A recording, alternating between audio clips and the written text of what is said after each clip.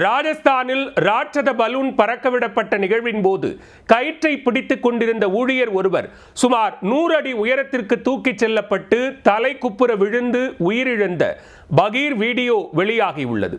கவனக்குறைவால் ஒரு உயிர் பறிபோன சம்பவத்தின் பின்னணி என்ன?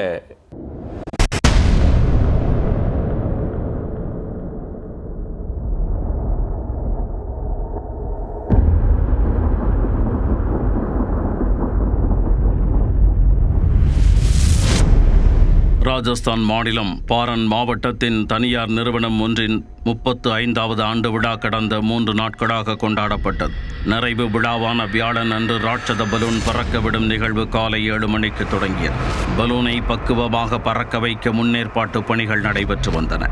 நிறுவனத்தின் ஊழியர் 40 வயதான வாசுதேவ் காத்ரி என்பவர் பலூனில் ஒரு பக்க கயிறை பிடித்தபடி தரையில் நின்று கொண்டிருந்தார்.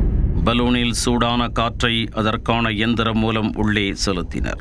அப்போது யாரும் எதிர்பாராத சூழலில் ராட்சத பலூன் திடீரென வானத்தை நோக்கி பறக்க தொடங்கியது. இதையறியாத வாசுதேவ் காத்ரி கயிற்றை இறுக்க பற்றி கொண்டிருந்தார். சில நொடிகளில் அவரை ராட்சத பலூன் அலைக்காக தூக்கி கொண்டு வானில் பறந்தது.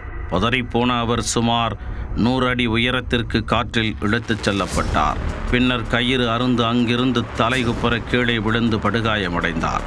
பதறிப்போன சக ஊழியர்கள் ஓடிச் சென்று அவரை மீட்டு மருத்துவமனைக்கு தூக்கி கொண்டு ஓடினர்.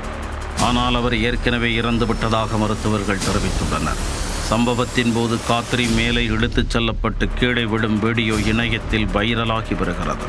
பலூன் இயக்குவதில் சுமார் 20 ஆண்டுகள் அனுபவம் இருந்தபோதும் வாசுதேவ் காத்ரியின் எதிர்பாராத மரணம் பலரையும் சோகத்தில் ஆழ்த்தியுள்ளது.